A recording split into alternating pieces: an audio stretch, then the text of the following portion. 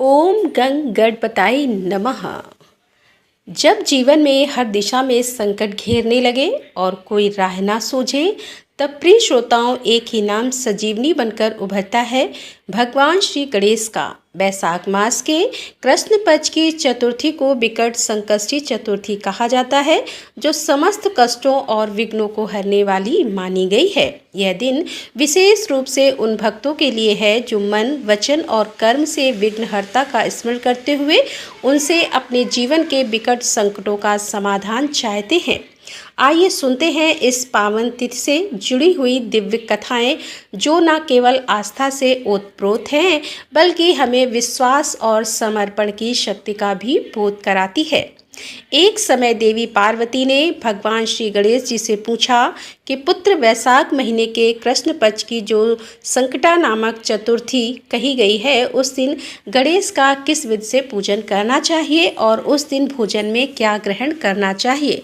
तब गणेश जी ने उत्तर दिया कि हे माते, वैशाख मास की कृष्ण चतुर्थी के दिन व्रत करना चाहिए। उस दिन वक्रतुंड नामक गणेश की पूजा करके भोजन में कमलगट्टे का हलवा लेना चाहिए। हे माते, द्वापर युग में राजा युधिष्ठिर ने भी एक बार भगवान श्री कृष्ण से इस प्रश्न को पूछा था। उसके उत्तर में जो कुछ भी भगवान कृष्ण ने कहा था, मैं उसी इतिहास का वर्णन करता हूँ, आप भी श्रद्धा युक्त होकर सुनिए। श्री कृष्ण जी बोले कि हे राजा युधिष्ठिर, इस कल्याण दात्री चतुर्थी का जिसने व्रत किया और उसे जो फल मिला, मैं उसे ही कह रहा हूँ। प्राचीन समय में एक रथिदेव नामक प्रतापी राजा हुए। जिस प्रकार आग तिनकों के समूह को जला डालती है, उसी प्रकार वे अपने शत्रुओं के विनाशक थे। उनकी मित्रता यम, कुबेर, इंद्रादिक देवों से थी। उन्हीं के राज्य में धर्मकेतु नाम के एक श्रेष्ठ ब्राह्मण रहा करते थे। उनकी दो पत्नियां थीं, एक का नाम सुशीला और दूसरी का नाम चंचला था। सुशीला नित्य ही कोई न कोई व्रत किया करती थी और परिणाम स्वरूप उसने व्रत करके अपने शरीर को दुर्बल बना डाला था। इसके विपरीत चंचला कभी कोई भी व्रत, उपवास आदि न करके भरपेट भोजन किया करती थी। कुछ समय बीतने पर सुशीला को एक सुंदर लक्षणों वाली कन्या हुई और उधर चंचला को पुत्र रत्न की प्राप्ति हुई। यह देखकर चंचला बार बार सुशीला को ताना देने लगी, अरे सुशीला, तूने इतना व्रत उपवास करके शरीर को जंजर बना डाला, फिर भी तूने एक कमजोर सी कन्या को जन्म दिया। मुझे देख, मैं कभी व्रत आदि के चक्कर में ना पड़कर हष्ट पुष्ट बनी हुई हूँ और वैसे ही बालक को भी मैंने उत्पन्न किया है। अपनी सौतन का व्यंग बाण सुशीला के हृदय में चुभने लगा। वह पतिव्रता विधिवत गणेश जी की उपासना करने लगी। जब सुशीला ने भक्तिभाव से संकटनाशक गणेश चतुर्थी का व्रत किया तो एक रात में वरदायक गणेश जी ने उसे दर्शन दिए। श्री गणेश जी कहने लगे कि हे सुशीले, तेरी व्रत आराधना से हम अत्यंत संतुष्ट हैं। मैं तुम्हें वरदान दे रहा हूँ कि तेरी कन्या के मुख से निरंतर मोती और मूंगे झड़ते रहेंगे। कल्याणी, इससे तुझे सदा प्रसन्नता रहेगी। सुशीले, तुझे वेद शास्त्र वेदा एक पुत्र भी जल्दी उत्पन्न होगा। इस प्रकार का वरदान देकर गणेश जी वहीं अंतर्ध्यान हो गए। वरदान प्राप्ति के फलस्वरूप उस कन्या के मुंह से सदैव मोती और मूंगा झरने लगे।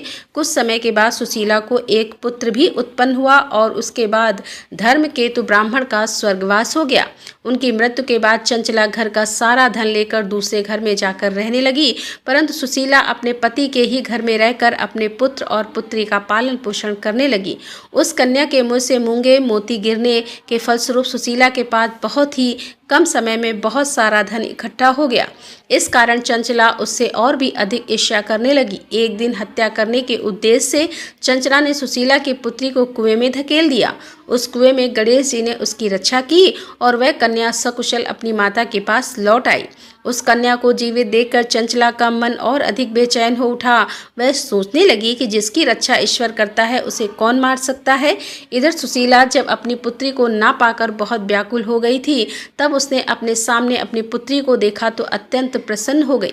पुत्री को छाती से लगाकर उसने कहा कि श्री गणेश जी ने तुझे पुनः जीवन दिया है। अनाथों के नाथ तो गणेश जी हैं। तब चंचला भी आकर उसके पैरों में गिर गई। यह देखकर सुशीला के आश्चर्य का ठिकाना न रहा। चंचला हाथ जोड़कर कहने लगी कि हे बहन सुशीले, मैं बहुत ही बड़ी पापनी और दुष्टा हूँ। तुम मेरे अपराधों को क्षमा कर दो।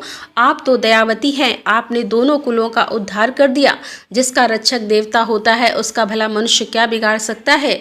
जो लोग संतों और सत सत्पुरुषों का दोष देखते हैं वे अपनी करनी में स्वयं के ही नाश को प्राप्त हो जाते हैं। इसके बाद चंचला ने भी उस कष्ट निवारक पुण्यदायक संकटनाशक गणेश जी के व्रत को धारण किया।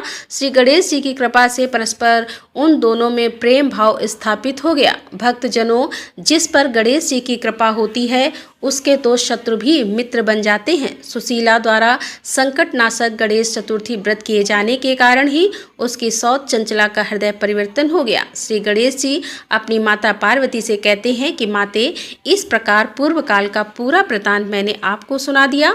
इस श्लोक से इससे श्रेष्ठ विघ्ननाशक कोई दूसरा व्रत नहीं है। श्री कृष्ण जी कहते हैं कि हे धर्मराज, आप भी विधि पूर्वक गणेश जी का यह उत्तम व्रत कीजिए। इसके करने से आपके शत्रुओं का नाश होगा तथा अष्ट सिद्धियां और 9 निधियां आपके सामने करबद्ध होकर खड़ी रहेंगी। हे धर्मराज युधिष्ठिर, आप अपने भाइयों, धर्मपत्नी और माता पिता सहित इस व्रत को अवश्य धारण कीजिए। इससे थोड़े ही समय में आप अपने राज्य को प्राप्त कर लेंगे। भगवान श्री गणेश जी के श्री मुख से संकष्टी गणेश चतुर्थी व्रत का महात्म्य सुनकर धर्मराज युधिष्ठिर ने भी परिवार सहित इस व्रत को धारण किया।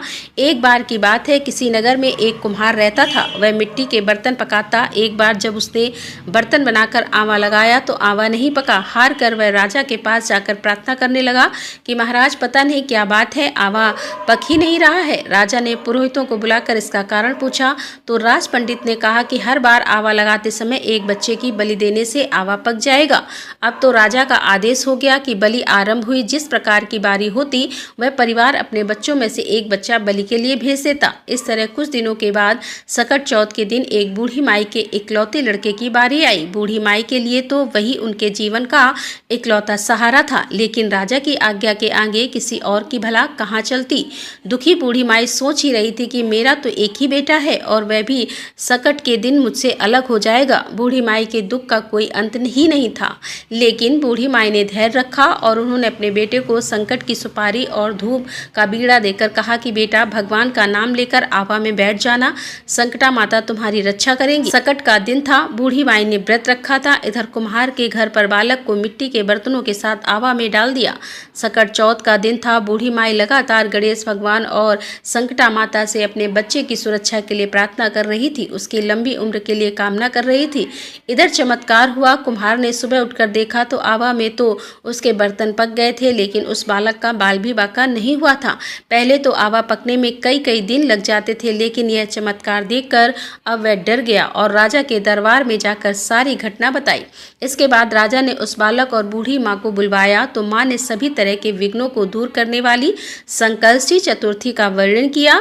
इस घटना के बाद से महिलाएं संतान और परिवार के सौभाग्य के लिए सकट चौथ का व्रत करने लगी। ऐसी ही है सकट चौथ की महिमा। जो जिस कामना से व्रत रखता है, पूजा करके कथा श्रवण करता है, गणेश भगवान और संकटा माता उनकी सभी मनोकामनाएं पूर्ण करती है। तो बोलिए संकटा माता की जय, बोल गणेश भगवान की जय। आइए अब सुनते हैं गणेश जी की आरती। जय गणेश जय गणेश जय गणेश देवा, माता जाकी पार्वती पिता महादेवा, माता जाकी पार्वती पिता महादेवा। एक दंत दयावंत चार भुजाधारी, माथे सिंदूर सोहे मूस की सवारी। जय गणेश जय गणेश जय गणेश देवा, माता जाकी पार्वती पिता महादेवा। पान चढ़े फूल चढ़े और चढ़े मेवा, लड़ुअन का भोग लगे संत करे सेवा। जय गणेश जय गणेश जय गणेश देवा, माता जाकी पार्वती पिता महादेवा। अंधन को आँख देत कोढ़िन को काया, बाजन को पुत्र देत निर्धन को माया। जय गणेश जय गणेश जय गणेश देवा, माता जाकी पार्वती पिता महादेवा। शूर श्याम शरण आए सफल कीज सेवा, माता जाकी पार्वती पिता महादेवा। जय गणेश जय गणेश जय गणेश देवा। माता जाकी पार्वती पिता महादेवा। दीनन की लाज राखो शंभु सत्कारी। कामना को पूर्ण करो जाऊं बलिहारी। जय गणेश जय गणेश जय गणेश देवा। माता जाकी पार्वती पिता महादेवा। माता जाकी पार्वती पिता महादेवा।